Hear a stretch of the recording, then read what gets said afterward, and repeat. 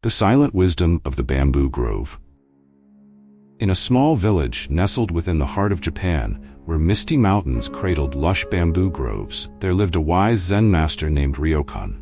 His temple was not the grandiose kind, full of golden ornaments or sprawling courtyards. It was humble, resting quietly at the edge of a vast bamboo forest. The locals said that even the wind, when passing through the bamboo, sounded like it was whispering wisdom.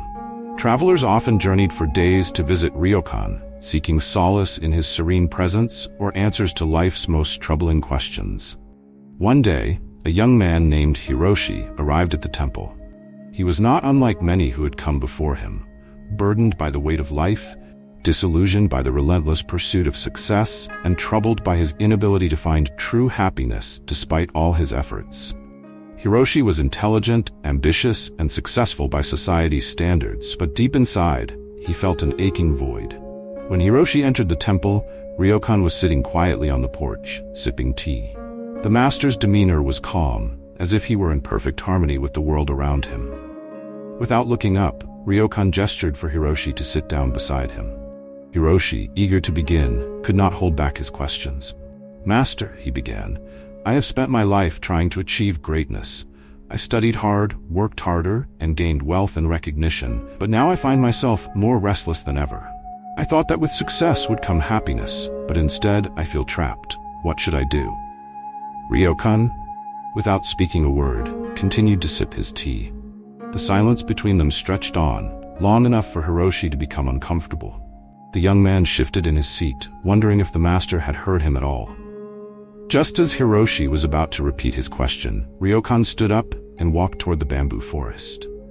"Come," Ryokan said softly, "walk with me." Puzzled but respectful of the master's wisdom, Hiroshi followed him.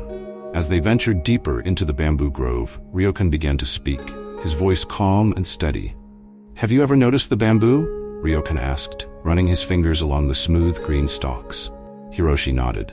"Yes, but what does it have to do with my troubles?" Ryokan smiled.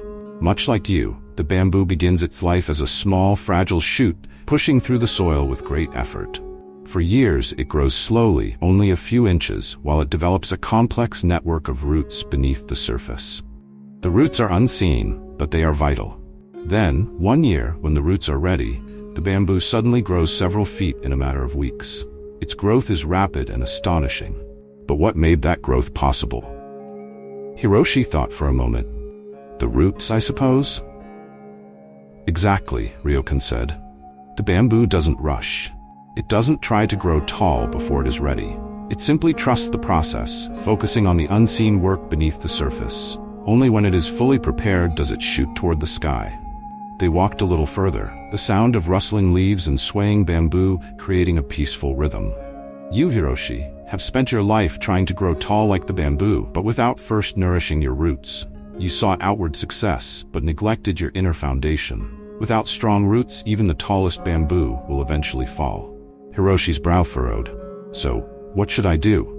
How do I grow my roots?" Ryokan stopped walking and pointed to a nearby clearing where an old, twisted tree stood. "Sit here," he instructed, "and listen." Hiroshi sat on the ground, feeling the cool earth beneath him. Ryokan left him there without another word, disappearing back into the forest. At first, Hiroshi felt uneasy. He was used to action, to doing, to solving problems quickly. But now, all he could do was sit. The minutes turned into hours, and slowly, Hiroshi began to hear the forest differently. The wind whispered through the bamboo, the birds sang their songs, and the creaking of the old tree beside him seemed to tell stories of its many years of life. Days passed, and Hiroshi remained in the clearing, only leaving to eat the simple meals Ryokan provided. With each passing day, the young man's mind began to quiet.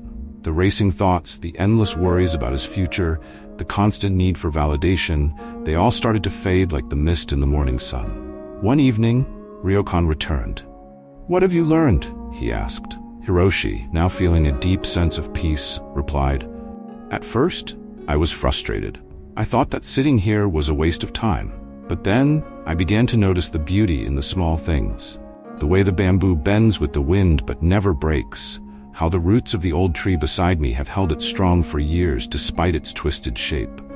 I realized that I have been so focused on chasing what I thought was success that I forgot to simply be." Ryokan smiled. "Yes, you are beginning to understand. True wisdom, true peace, comes not from the things we chase, but from within. The bamboo teaches us that strength comes from flexibility, and the tree teaches us that growth takes time. You must be patient, Hiroshi. Learn to cultivate your inner self, and the rest will follow." From that day on, Hiroshi stayed at the temple, learning from Ryokan not through words, but through the simplicity of daily life. He learned to sweep the floors mindfully, to chop wood and carry water with gratitude, and to sit in silence with a heart full of contentment. He began to appreciate the stillness and the importance of small, unseen efforts. One day, years later, a new traveler arrived at the temple, much like Hiroshi had once done, full of questions and burdened by the pressures of life. The traveler approached Ryokan, but before he could speak, Hiroshi, now a wise and humble teacher, invited the young man to walk with him into the bamboo grove. As they walked, Hiroshi gestured toward the tall bamboo swaying gently in the breeze. "Have you ever noticed the bamboo?" he asked, his voice calm and steady, the same way Ryokan had once spoken to him. And so, the wisdom of the bamboo grove was passed on, not through grand teachings or complex philosophies, but through simple, quiet observation and the timeless lessons of nature. Conclusion: the roots of true growth. The story of Hiroshi and the bamboo grove is more than just a tale of a young man seeking wisdom. It is a reflection of the journey many of us are on, constantly striving for success, validation, and outward accomplishments, while neglecting the quiet, unseen work of cultivating our inner lives. The bamboo reminds us that true growth takes time and patience. Before we can grow tall and achieve our full potential, we must first build strong, deep roots. This means taking the time to nurture our inner selves, developing resilience, flexibility, and peace of mind. It is in the stillness, in the moments of quiet reflection, that we find our true strength. In today's fast-paced world, it is easy to get caught up in the race for success, but the wisdom of the bamboo teaches us to slow down, to trust the process, and to remember that lasting growth always begins from within. And just like Hiroshi, once we find our own peace and wisdom, we can pass it on to others, helping them along their own paths to true fulfillment.